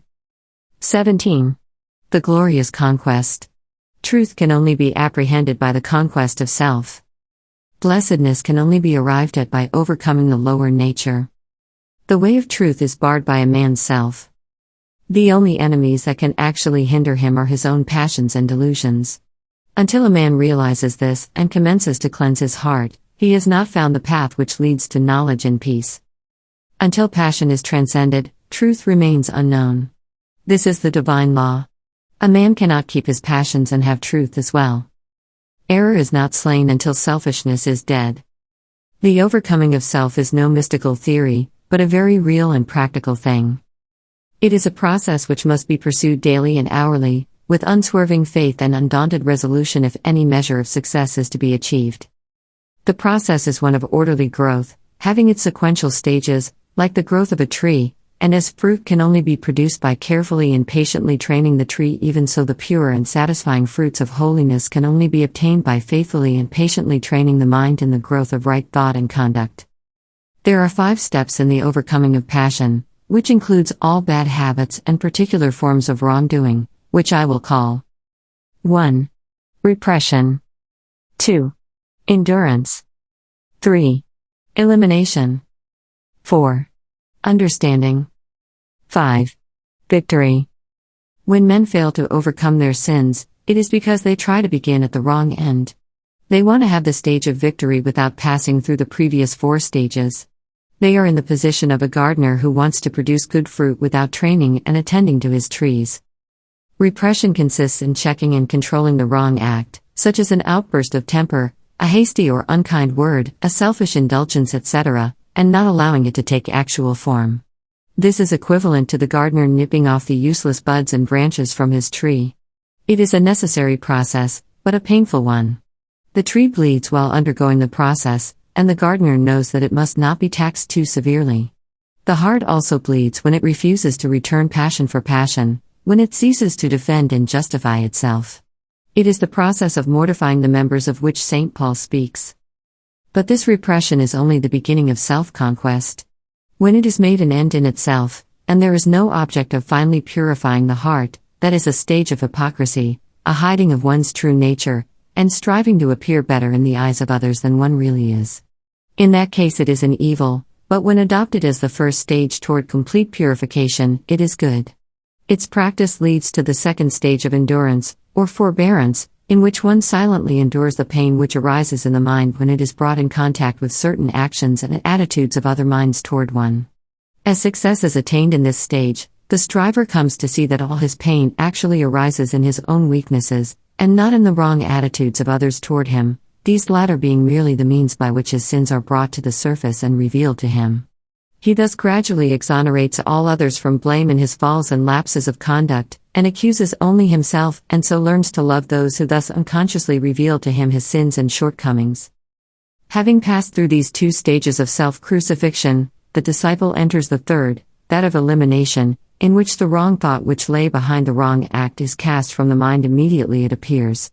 At this stage, conscious strength and holy joy begin to take the place of pain, and the mind having become comparatively calm, the striver is enabled to gain a deeper insight into the complexities of his mind, and thus to understand the inception, growth, and outworking of sin.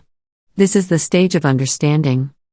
Perfection in understanding leads to the final conquest of self, a conquest so complete that the sin can no more rise in the mind even as a thought or impression, for when the knowledge of sin is complete, when it is known in its totality, from its inception as a seed in the mind to its ripened outgrowth as act and consequence, then it can no more be allowed a place in life, but it is abandoned forever. Then the mind is at peace. The wrong acts of others no longer arouse wrong and pain in the mind of the disciple. He is glad and calm and wise. He is filled with love, and blessedness abides with him. And this is victory. 18. Contentment Inactivity. The confounding of a positive spiritual virtue or principle with a negative animal vice is common amongst writers even of what is called the advanced thought school, and much valuable energy is frequently expended in criticizing and condemning, where a little calm reasoning would have revealed a greater light, and led to the exercise of a broader charity.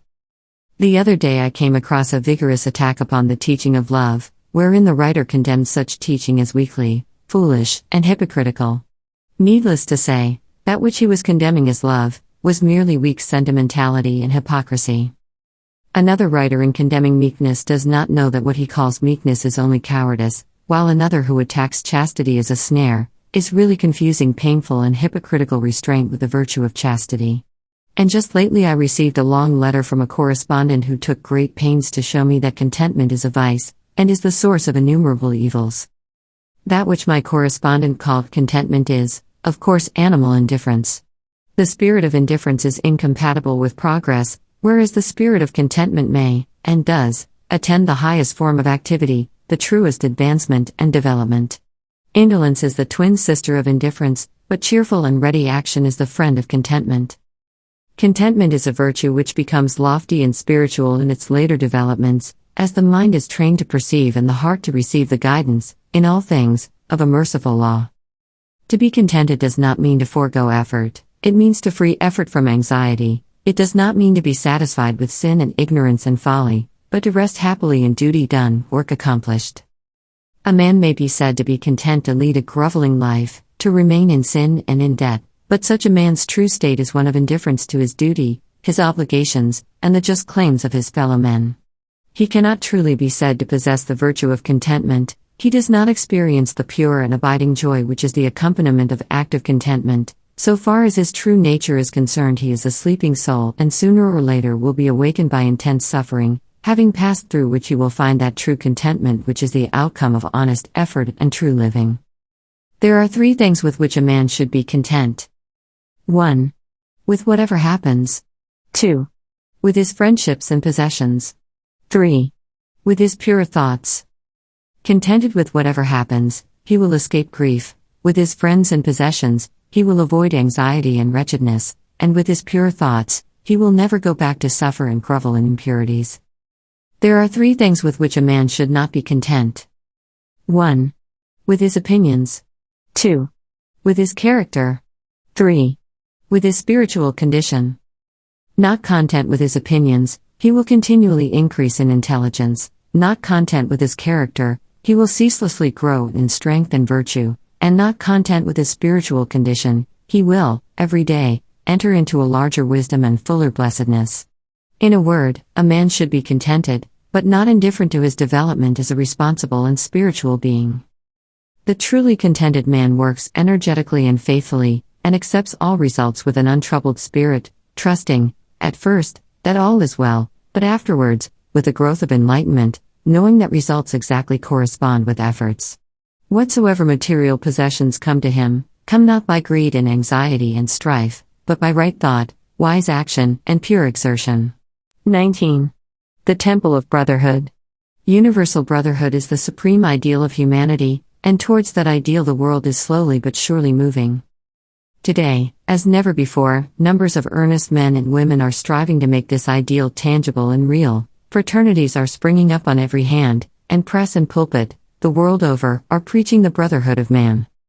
The unselfish elements in all such efforts cannot fail to have their effect upon the race, and are with certainty urging it towards the goal of its noblest aspirations, but the ideal state has not yet manifested through any outward organization, and societies formed for the purpose of propagating brotherhood are continually being shattered to pieces by internal dissension.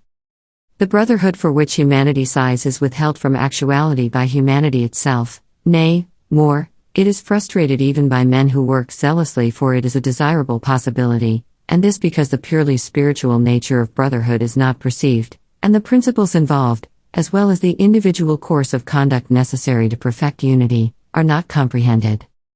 Brotherhood as a human organization cannot exist so long as any degree of self-seeking reigns in the hearts of men and women who band themselves together for any purpose, as such self-seeking must eventually rend the seamless code of loving unity. But although organized brotherhood has so far largely failed, any man may realize brotherhood in its perfection, and know it in all its beauty and completion, if he will make himself of a wise, pure, and loving spirit, removing from his mind every element of strife, and learning to practice those divine qualities without which brotherhood is but a mere theory, opinion, or elusive dream. For brotherhood is at first spiritual, and its outer manifestation in the world must follow as a natural sequence. As a spiritual reality it must be discovered by each man for himself, and in the only place where spiritual realities can be found, within himself, and it rests with each whether he shall choose or refuse it. There are 4 chief tendencies in the human mind which are destructive of brotherhood, and which bar the way to its comprehension, namely: pride, self-love, hatred, condemnation. Where these are there can be no brotherhood. In whatsoever heart these hold sway, discord rules and brotherhood is not realized, for these tendencies are, in their very nature, dark and selfish and always make for disruption and destruction. From these 4 things proceeds that serpent brood of false actions and conditions which poison the heart of man, and fill the world with suffering and sorrow. Out of the spirit of pride proceed envy, resentment, and opinionativeness. Pride envies the position, influence, or goodness of others. It thinks, I'm more deserving than this man or this woman. It also continually finds occasion for resenting the actions of others, and says, I have been snubbed. I have been insulted, and thinking altogether of his own excellence, it sees no excellence in others. From the spirit of self-love proceed egotism, lust for power, and disparagement and contempt. Self-love worships the personality in which it moves. It is lost in the adoration and glorification of that I, that self which has no real existence, but is a dark dream and a delusion. It desires preeminence over others, and thinks, I am great. I am more important than others. It also disparages others, and bestows upon them contempt, seeing no beauty in them, being lost in the contemplation of its own beauty. From the spirit of hatred proceed slander, cruelty, reviling, and anger. It strives to overcome evil by adding evil to it. It says, This man has spoken of me ill, I will speak still more ill of him and thus teach him a lesson. It mistakes cruelty for kindness, and causes its possessor to revile a reproving friend. It feeds the flames of anger with bitter and rebellious thoughts. From the spirit of condemnation proceed accusation, false pity, and false judgment. It feeds itself on the contemplation of evil, and cannot see the good. It has eyes for evil only, and finds it in almost everything and every person. It sets up an arbitrary standard of right and wrong by which to judge others, and it thinks, This man does not do as I would have him do, he is therefore evil, and I will denounce him. So blind is the spirit of condemnation that whilst rendering its possessor incapable of judging himself, it causes him to set himself up as the judge of all the earth. From the 4 tendencies enumerated, no element of brotherliness can proceed. They are deadly mental poisons, and he who allows them to rankle in his mind cannot apprehend the peaceful principles on which brotherhood rests.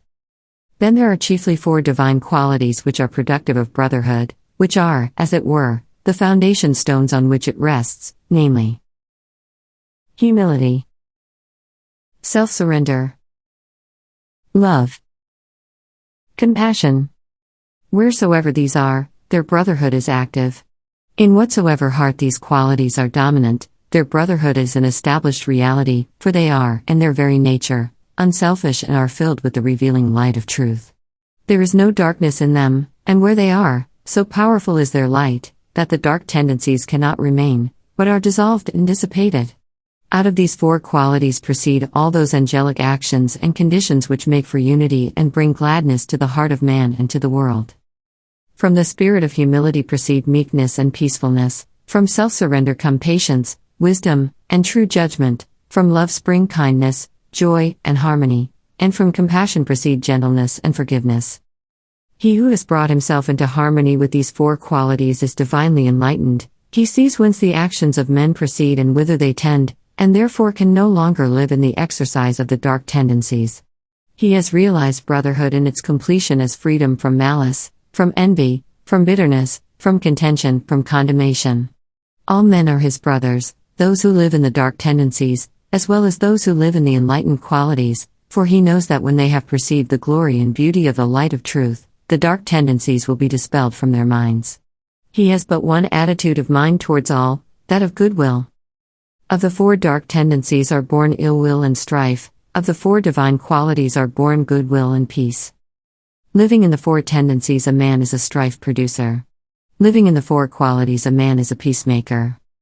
Involved in the darkness of the selfish tendencies, men believe that they can fight for peace, kill to make alive, slay injury by injuring, restore love by hatred, unity by contention, kindness by cruelty, and establish brotherhood by erecting their own opinions, which they themselves will, in the course of time, abandon as worthless, as objects of universal adoration.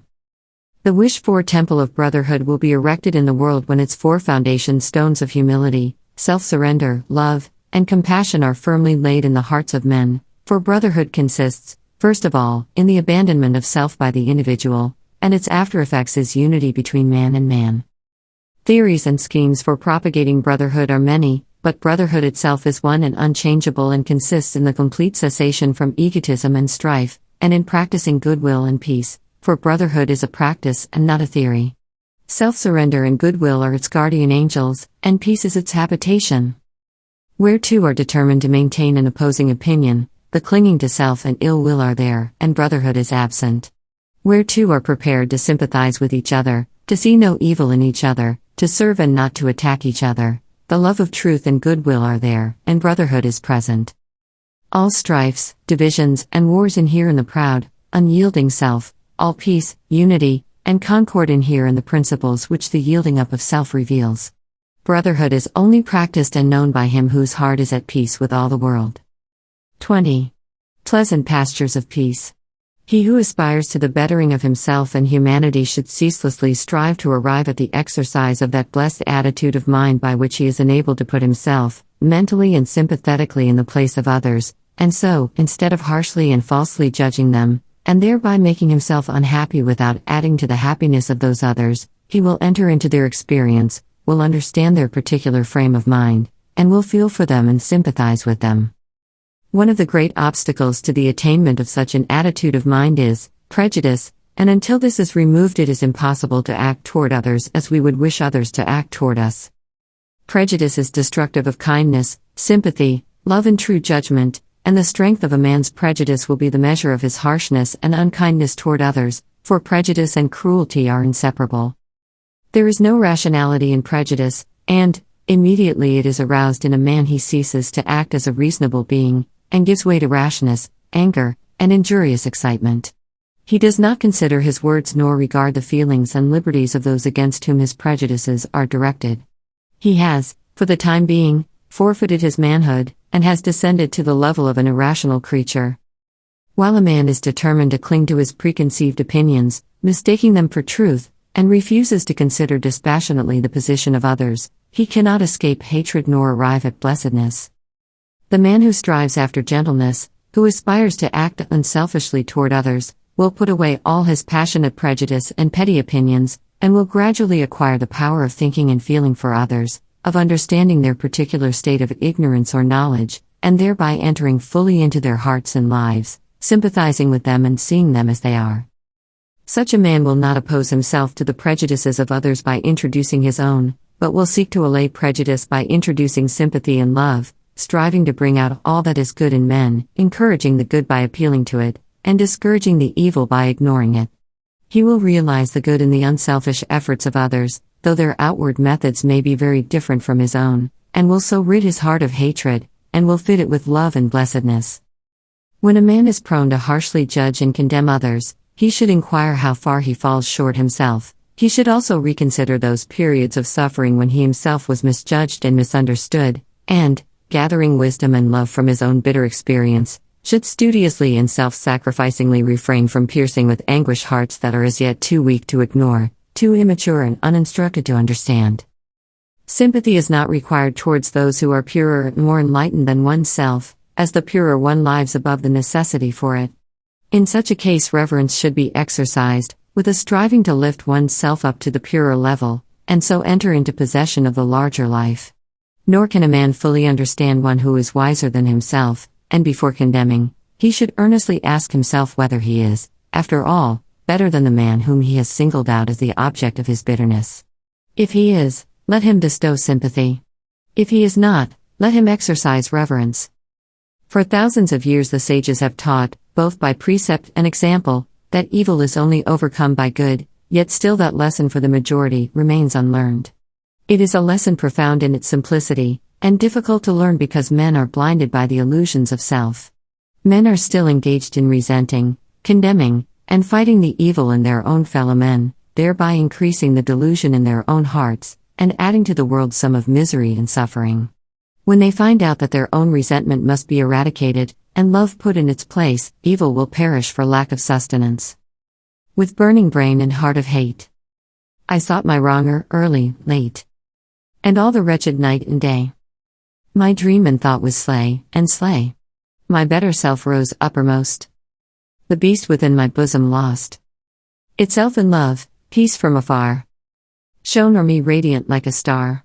I slew my wronger with a deed of love, I made him bleed with kindness, and I filled for years his soul with tenderness and tears. Dislike, resentment, and condemnation are all forms of hatred, and evil cannot cease until these are taken out of the heart. But the obliterating of injuries from the mind is merely one of the beginnings in wisdom. There is a still higher and better way. And that way is so to purify the heart and enlighten the mind that, far from having to forget injuries, there will be none to remember. For it is only pride and self that can be injured and wounded by the actions and attitudes of others, and he who takes pride and self out of his heart can never think the thought, I have been injured by another or I have been wronged by another. From a purified heart proceeds the right comprehension of things, and from the right comprehension of things proceeds the life that is peaceful, freed from bitterness and suffering, calm and wise. He who thinks, "This man has injured me," has not perceived the truth in life, falls short of that enlightenment which disperses the erroneous idea of evil as a thing to be hatefully resented.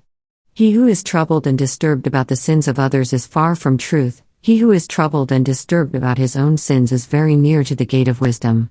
He in whose heart the flames of resentment burn, cannot know peace nor understand truth. He who will banish resentment from his heart, will know and understand. He who has taken evil out of his own heart cannot resent or resist it in others, for he is enlightened as to its origin and nature and knows it as a manifestation of the mistakes of ignorance. With the increase of enlightenment, sin becomes impossible. He who sins does not understand, he who understands does not sin. The pure man maintains his tenderness of his heart toward those who ignorantly imagine they can do him harm. The wrong attitude of others toward him does not trouble him, his heart is at rest in compassion and love. Blessed is he who has no wrongs to remember, no injuries to forget, in whose pure heart no hateful thought about another can take root and flourish. Let those who aim at the right life, who believe that they love truth, cease to passionately oppose themselves to others, and let them strive to calmly and wisely understand them, and in thus acting toward others they will be conquering themselves, and while sympathizing with others, their own souls will be fed with the heavenly dews of kindness, and their hearts be strengthened and refreshed in the pleasant pastures of peace.